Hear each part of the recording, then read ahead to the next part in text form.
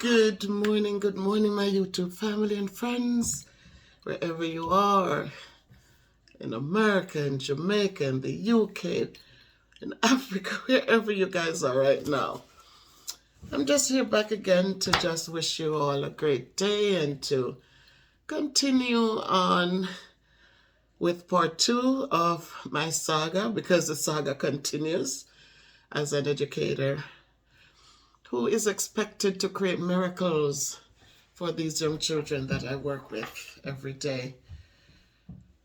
And so I'm asking you to please share the videos when you watch them, if they encourage you, if there's something important there that you can relate to. Please share it so others can voice their opinion on the conversation, can add to the conversation. So last week we talked about, I asked you the question, what would you do? And many of you responded. I think this video we got like 55 comments. Well, it includes questions or contributions you made and my comment, my response to those comments that you made. And just know that I totally appreciate all of it. Because guys, the struggles are real. I don't care who we are, what profession we're in, if we're parents or grandparents or family members of children today. The struggles are real. So Friday, we follow up from last week. So last week, my coach came in and I did ask him to close the laptop because, again, these are teachers who left the classroom, right? And if you look back at the track records, they weren't great track records, but they come out now and they claim that they interview and they get positions as coaches, right? They have an agenda and they have to validate the reasons why they have become these coaches and to validate the work they're doing to say it's important.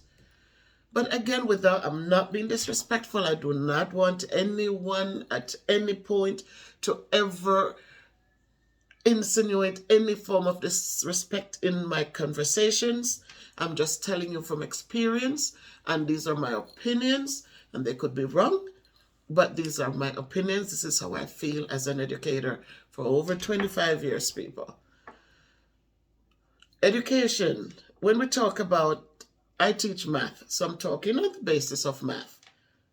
That's the point I'm talking about. I teach math. And over the years, I know that 6 plus 5 is still 11, right? 6 times 2 is still 12. Hasn't changed, right?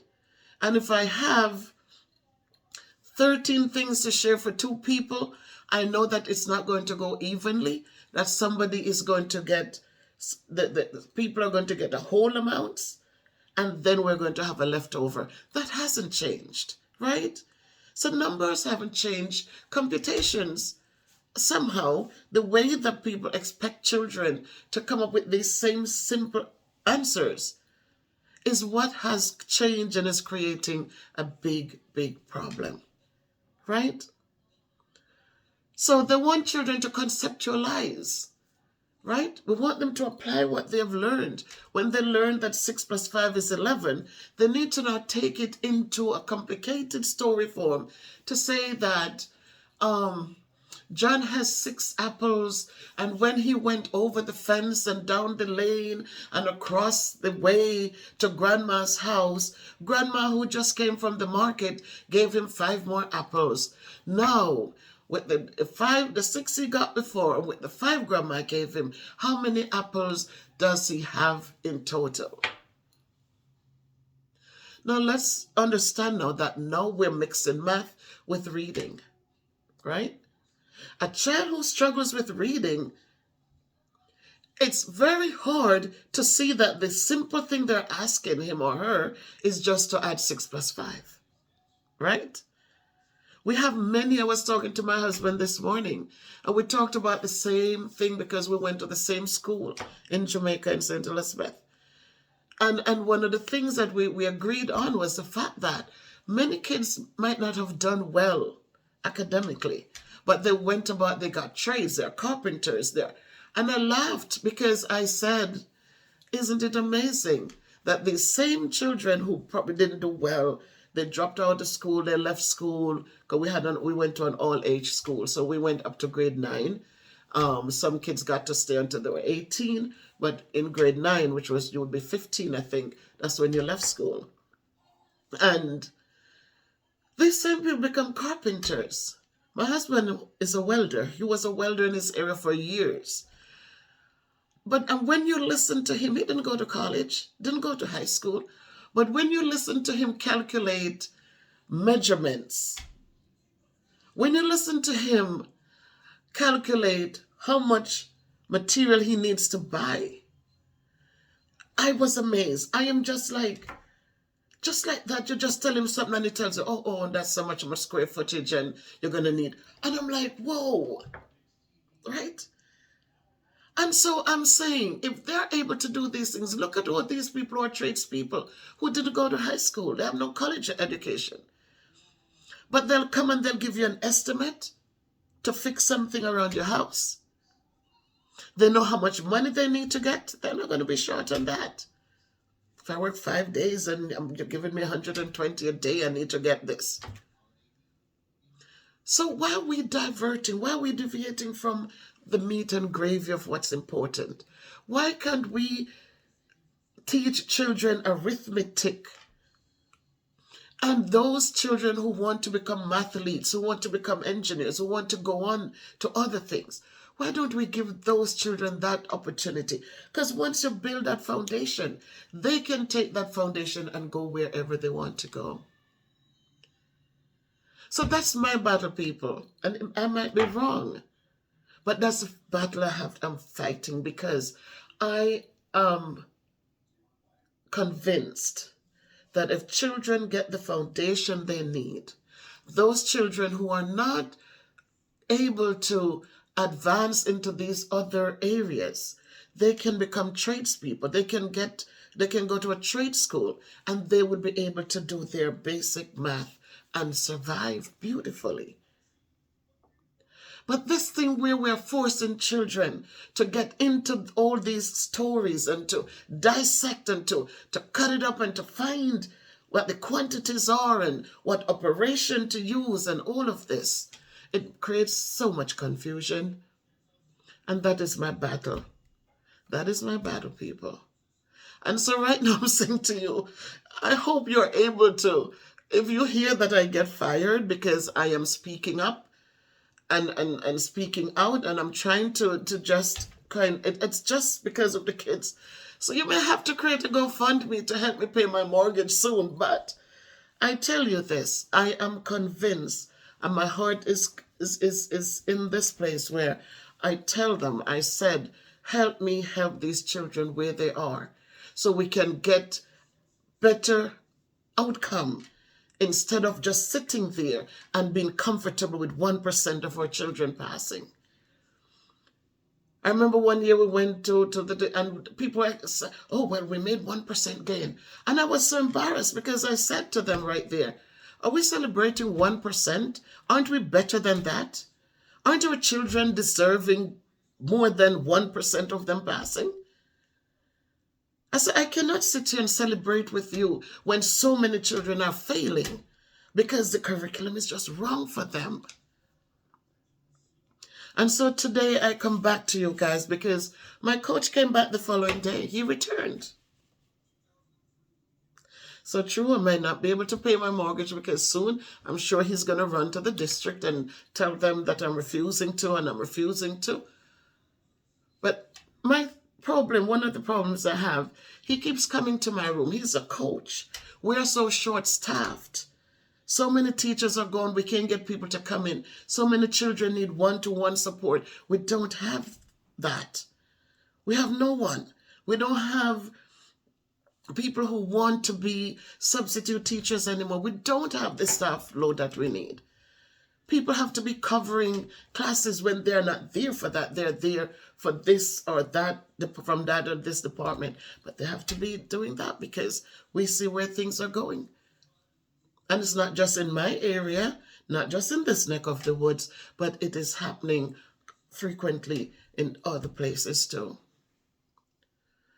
But you have coaches who are coming in with laptops and coming to observe you teach and then to tell you what glows and grows and what you didn't do well.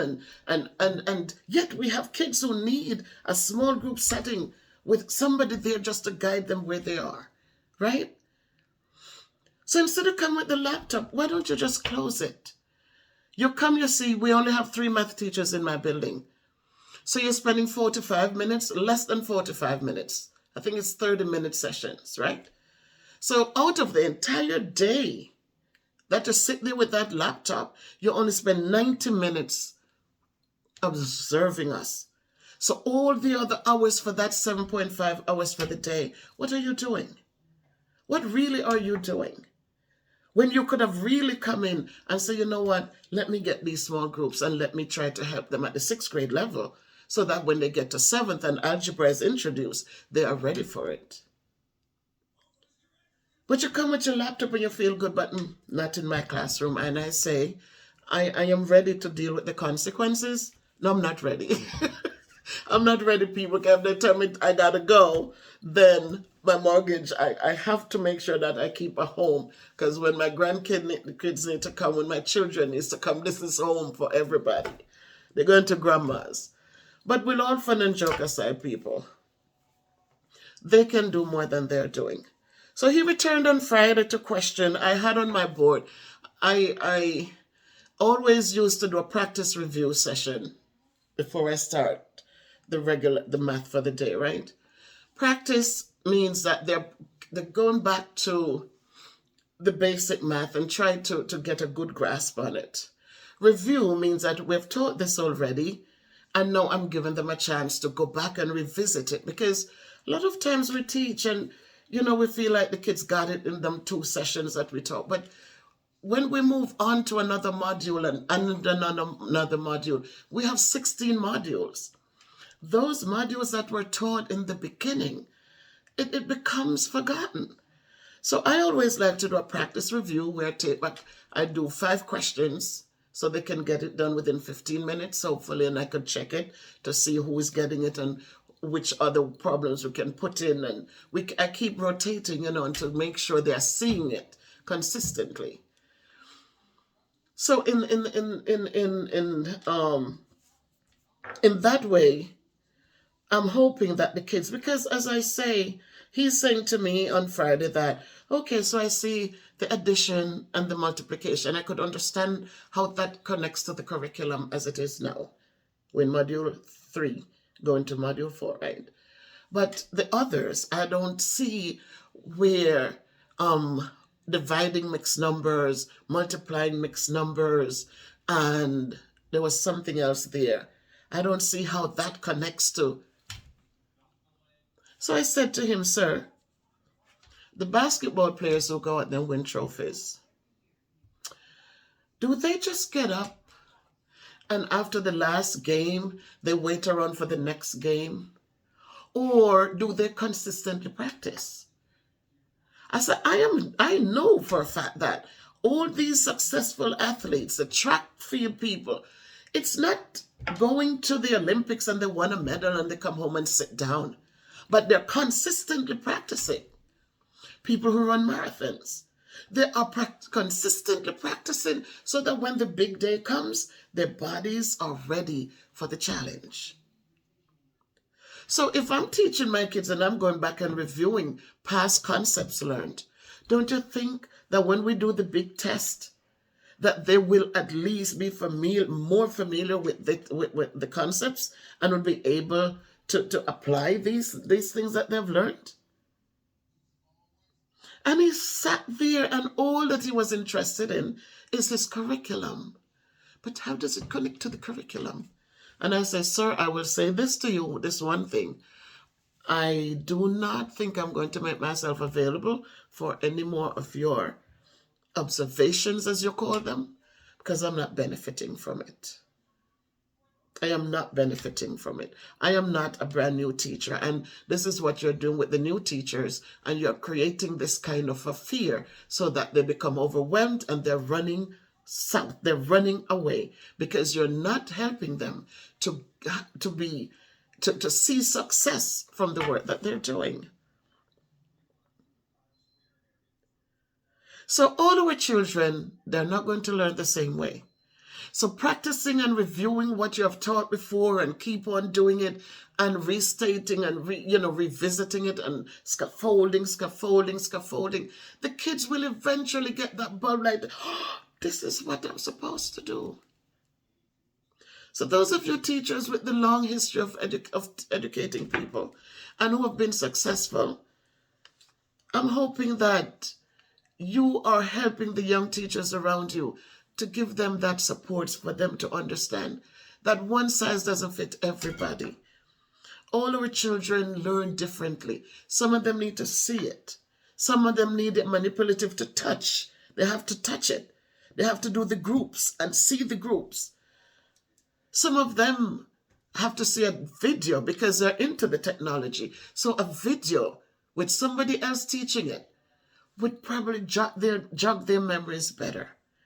But let's try to give our kids the opportunity from different angles just to be successful. Let us all just remember the struggle is so real, and we have people who are leading, who are in positions that they got because they can do a good interview, or maybe their friend, somebody send them in so they get positions. But they don't know. They really don't know. And I consistently say, were you a successful math teacher, sir? I like to ask that. Because when you're coming in and you're coming now to tell me what to do, and my track record is there where my kids, over the years, you can see the success they had. The district couldn't compete with me years ago because my kids were always above the district. My 6th grade students were always passing, had a higher passing than other schools in the district.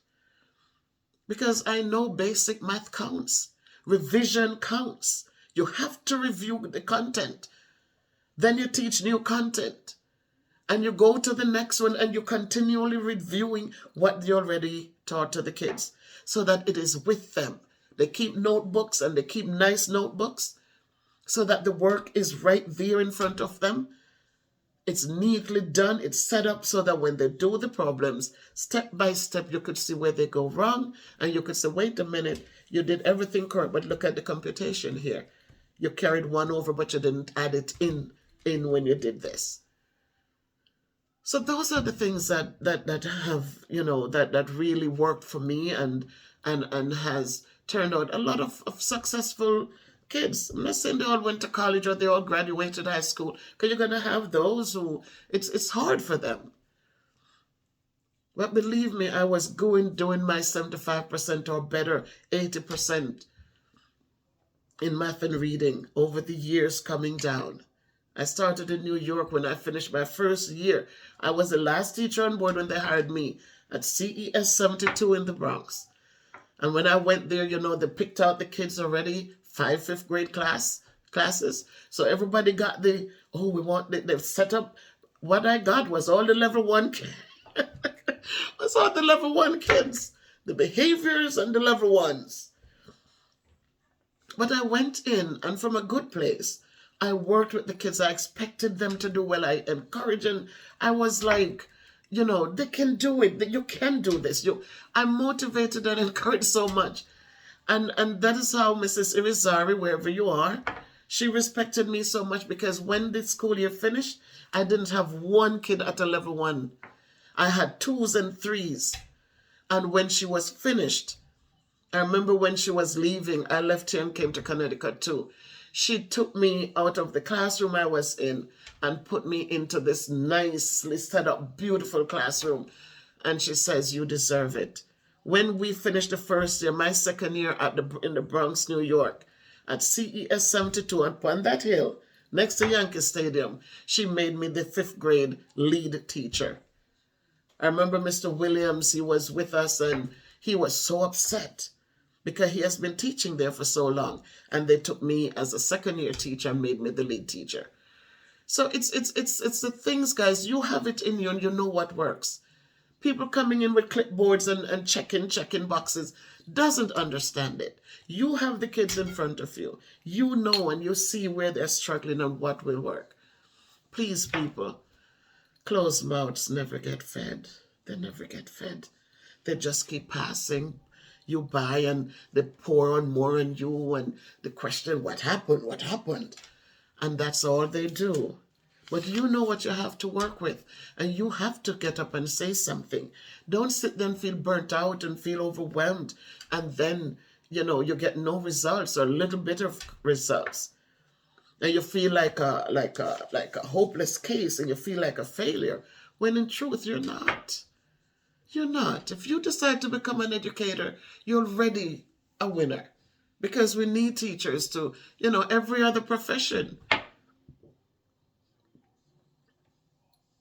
has been built through the teachers.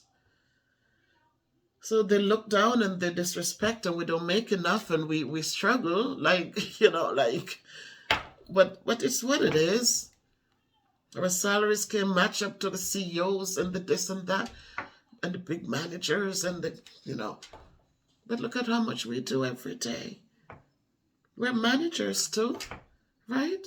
We're CEOs, we're nurses, we do every darn thing with the groups of kids that we see each day. 60 kids I see each day managing, right?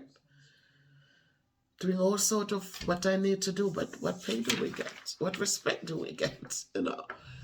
But I say we do it because we like what we do, and we're hoping that that in time, and very soon, people will start understanding that when situations happen and when we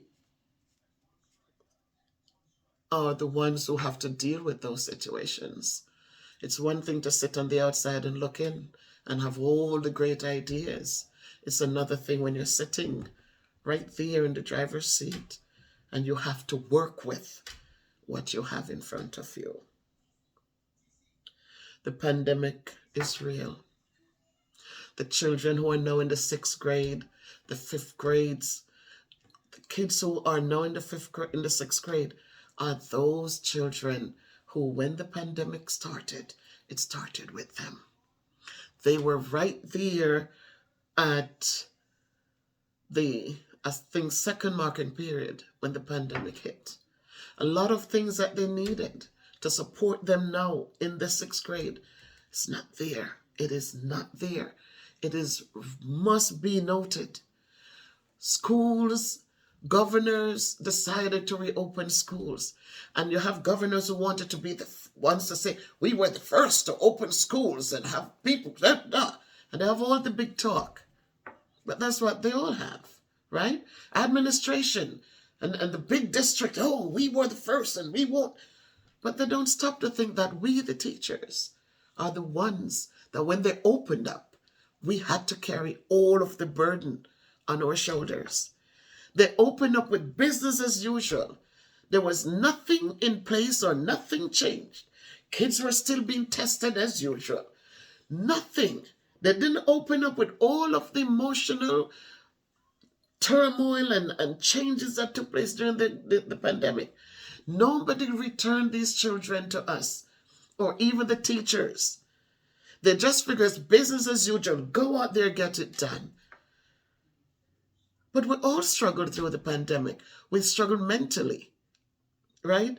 We didn't know what was going on. We had to make a lot of changes. We had to stress because we didn't know. We had our families we didn't see. It was a lot that went on. The children weren't getting learning. Many were locked in small living spaces with undesirable people who we don't know how much abuse some of these children were going through. We don't know. But then the school doors open up and they say, you need to be back in school now. And they're touting, attendance matters, attendance, attendance, they must be here. You must take attendance 5 times a day. You must call home if the kid doesn't show. Oh my good God, it's another whole thing. Who has to do that? The teachers. It's all on the teacher. If a child is absent, make sure you call home to make sure. And in that same time frame, you have to make sure that you're teaching and you have a curriculum to follow and you have all these things to do. And then you have the people who come around with a laptop to see that you are doing it the way they want it done. And then you have the other group that comes around in their nice suits and they with a clipboard and they check to see what you have and what discourse you have going on in the classroom. And then I say, what if I decide not to show up tomorrow? I want to know what you would do and how you would do it. Because you like to tell and you like to show, but why don't you come in and come support? The door's open. Kids who should have been getting one-to-one support, nothing. So you, the one regular ed teacher, must now become the special ed teacher, the counselor, the everything. They must wear all these things. And you're held accountable if it doesn't get done. Oh, Miss Summer Black, you didn't take attendance at 2 o'clock. I'm like, the teacher who just sent the kids just took the attendance. And they come up with all sorts of things, people. And so the saga continues, and I wonder what's going to happen to our education system. Years ago, I remember when I was able to just teach, that our children were doing so much better. And today they come with, research base. And the kids are doing so poorly. And we say to them, the curriculum is wrong. We have these groups of kids which, yes, certain communities, they've put things in place. Parents are working, you have mom and dad in their home. They're able to provide certain resources to help their children do well. But in these areas, when there's nothing, some parents don't even have a GED. Some of them, it's like, why are you taking in a curriculum and expecting it to work the same way it worked next door when you haven't put the pieces in place? I've asked my community, I said, bring in parents and do parent classes with them. Bring in parents and teach them GED lessons so they can go out there and try to pass and get a piece of paper they can go on to become a professional in some cases or something. Give them a chance to help their kids. Crickets. But as I said, guys, if I had to do it over, my dream was to start my own school, because in my own school, from kids start at kindergarten. Kindergarten is not 5 years old. It's not 4 years old. Kindergarten is 6 years old, when the child mind is developed and mature effectively to build something on it. I want children who have been able to get the nurturing they need and build the confidence and all of that. And then they come out into the school, and when you teach them, they're able to sit and they're able to grasp what is being taught. So in my little school, it would have been 10 to 15 kids, and I'm teaching them from kindergarten. And the next year, those kids are the first grade kids. I'm teaching the first year curriculum. And those same kids, I would keep them until they get to the 6th grade. And then I would release them. Parents could send them to whichever schools they want to send. But I'm guaranteeing you that they would have the foundation needed. Because I'm not looking to 45 minutes and then they're rushing out. It will be 2 hours of math, 2 hours of reading. And then the other little things can come in between, because they need math and reading to do all the other little things. So that's what my curriculum would look like. They come in and they get a chance to do the basic things. I go over it, I check it, I see who is ready and see if we need to move on. And we build and we review what was learned, and then they'll still have good 45 minutes once I model to them. Once I show them, once we discuss, then I could say, no, you try some on your own. But this way of teaching and the expectations, I'm telling you, it is tough because the kids are not getting it. They want you to turn and talk. They want you to have the kids turn and talk. And it must be only for 5 minutes. And they want you to do this and hopped. Not in my classroom. A lot of times when we put a time on learning, you find that sometimes kids who are there thinking and might be a little shy to share, by the time you go around and the kid has something to say. What am I going to do? The timer went off, so I got to move on? No. You have to make the atmosphere such that the kids who are little slower thinkers can get a chance to participate. You want to give the kids a chance. If I do a do now, it shouldn't take more than 3 minutes. What do you mean 3 minutes? So they're just going to copy the work, and whether they do it or not, I don't know, because 3 minutes is not enough for me to go around and check the kids' work. You have to check children's work. You cannot give math and not check to see if the children understood what you gave. But that's what you call it? The drive-through? The drive-through kind of education I guess they want. You just give them something, but you don't know if they did it or they don't do it, and you don't know if they understood. For me, I need to see every child's work. I have my color pens. I buy these. And so I have so many of them. See, right here at the dinner table, I have 2. I have every color. So when I give work, and I give them like 5 minutes, I do my little answer key. And then I start going around to see who is getting it and who is not getting it. I'm able to guide and, oh, look at this again. Right?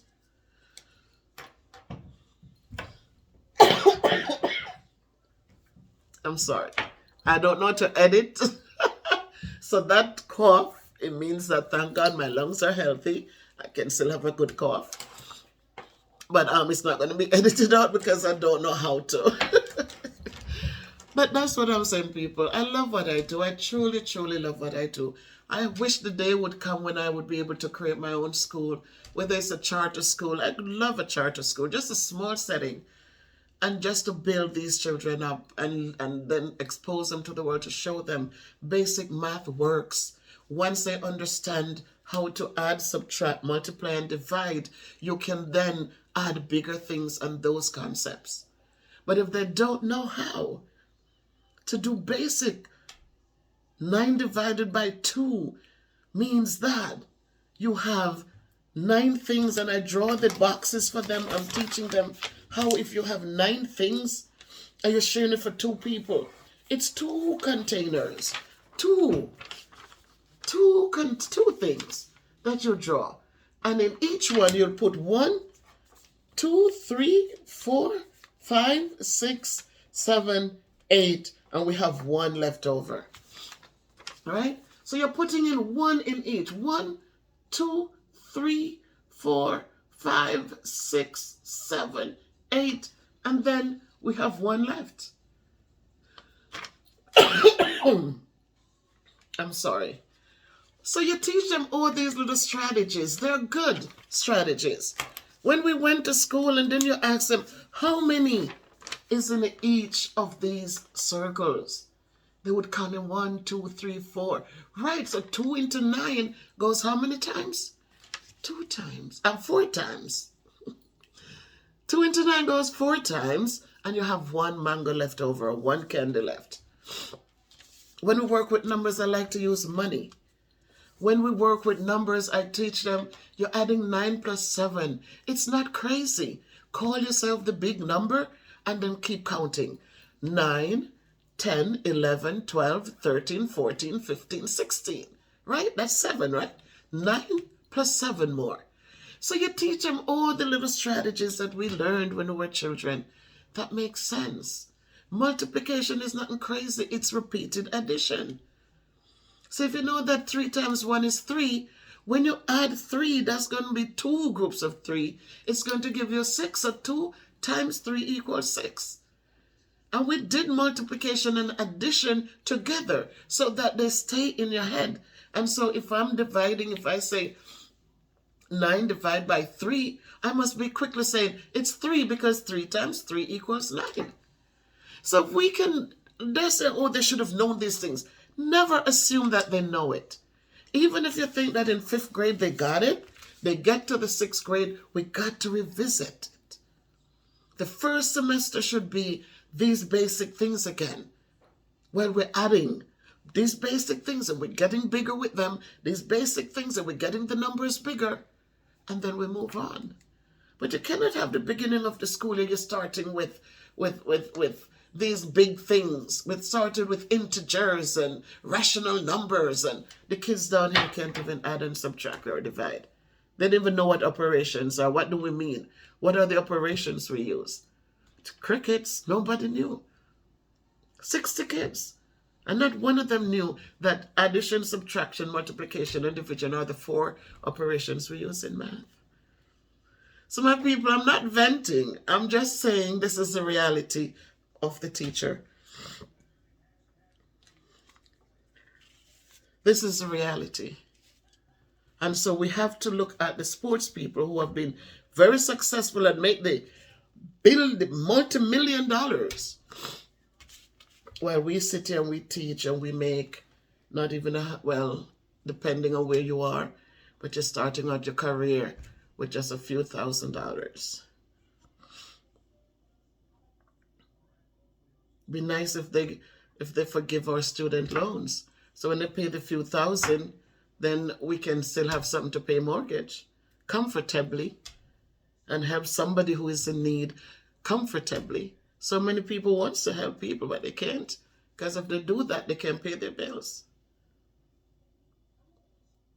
So those are some things, people, that we need to take into consideration. Teachers are not wimps. Teachers are people who every day is a struggle. We're not teaching one student. We're teaching many students. And our goal is nobody wants to do this and not see success. I really don't respect teachers who say whatever. I don't like that word when it comes to our children. I like teachers who are saying, how can we help them? What more can we do? I want teachers to take a stand, and when these coaches come into your classrooms, ask them to come model the lesson for you, because I tell you 9 out of 10 times they can't do it. All that they come there with clipboards and laptop and asking for, they themselves cannot do it. But ask them to take a small group. You're here for how many hours in the day? You're only seeing people for 90 minutes out of all those at that time. Come in and come take a child even for 2 classes and help work with them. It makes a big difference. My YouTube family and friends, listen, it's been years that I've been doing this, and I really, really love what I do. I really am passionate about the education of our children. Our children needs more, especially our inner city children who already are at a disadvantage. They are at such a disadvantage because the parents are not there. Most of the parents are not ready. So the kids have no one to believe in them, so that they can start thinking that if people are believing in me, then I know I can achieve. If I start believing in myself, then I know I can work hard and I can get more done. And so it's a battle, but it's a good battle to fight. It's a good battle. So let us jump out there, guys, and let our voices be heard. For whatever reason it is, I just saw the difference last week, and in my heart, I know that eventually the principal is going to chew me out. It's going to tell me I have to do what the guy says and I have to work with him. I know that's going to come. But sometimes I wonder if she does that and I talk with her and it doesn't change. I really sometimes want to just walk away. I'm telling you. But then I think of those children who have made some changes and are doing so much better.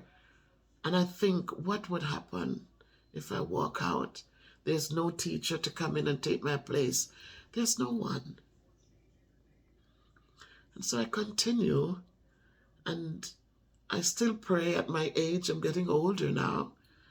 But I still would like to open up a learning center, a learning space where I could show them that it does work when children has a foundation to work with. But it's just a dream, and I'll continue dreaming until hopefully it becomes a reality. But it should be, I want it in becoming a reality, it has to be sooner than later because I'm getting older. And I have ideas, but the paperwork, I definitely, I'm a hands-on person. I'm not a paperwork person. I can get the work done. I have the ideas and I can get the work done. But then it's so much red tape for you to get from point A to point B. I have the space in my backyard to build a nice playground. It's all nicely paved, brand new pavement. So that's good. I do have an extra big, huge bathroom downstairs. I have 2 bathrooms upstairs that I could cordon off 2 sections to have a bathroom for boys, a bathroom for girls if necessary. I do have a huge living room space that it's only 2 of us here in it. I have this huge dining room space. Somebody came, they said, take the beef out that table and make it a smaller table. So we have this space where I could comfortably feed at least 10 kids at this table for lunch. Right? I do have the space. I could really turn this space right here into a small prep school. And I'm committed to that. But the paperwork and the funds, I don't have that. So I'll continue dreaming and praying and hoping that somebody might step in and say, you know what, Miss Bev, I hear you. And we're going to make this happen. I guarantee you it would work. Because again, if kids know how to add, subtract, multiply, and divide, they'll be able to find areas when you say length times width. When you say multiply fractions and you say multiply the numerators and then multiply the denominators and then simplify. Simplify, you might have to go over it, but they would be able to do it because it's division to simplify, right? When I say we have mixed numbers divided by another mixed number, and we know that we have to change this to all fractions so they become improper fractions. But then I cannot divide here unless I'm just drawing a model and to cut it up to see how many 2.5s I'm going to get out of this 3.5. But to find it with the algorithm, I need to now keep the first fraction, change the division to multiplication, and flip or use the reciprocal of the second fraction. And so that can get done because they know and understand the operations they're working with.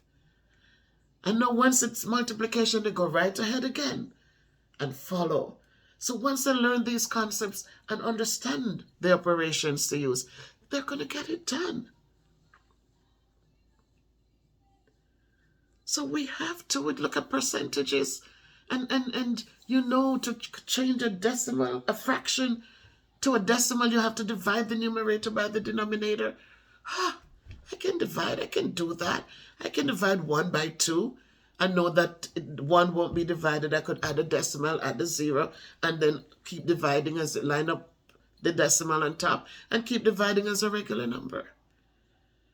Oh, multiplying decimals, I know that we take away, we disregard the decimal while we're multiplying. Multiply as a regular number. And then when I get to my last product, I count my decimal places, and I count those same amount of places in my last product, and I put my decimal. But when kids don't know how to multiply, what are they going to do? Right? So people, it's just how it rolls. I love what I do. I love math. I love to teach math and reading. Those are my babies. But right now, I'm a math teacher, and I enjoy what I do. But I like to see success. I like when the children are showing their work. I like when I check the work that I see that the kids are being successful, because it builds their self-esteem and it gives me the motivation to just keep going. So if you feel how I feel, people, leave a comment and talk to me. Leave a comment and tell me how do you feel? And as we continue onward and upward, people, if you can't be good, be careful, but walk good, live good, do good, encourage the young ones. And those of you who have children at home, Their first learning starts at home. Build those foundation. You're cooking Sunday's dinner. Have them recite their timetables for you. Make sure they know it, because it's going to give them a head start. Got it? So let's do this, people, for the young ones, because we want to have awesome people to continue running this world. Thank you.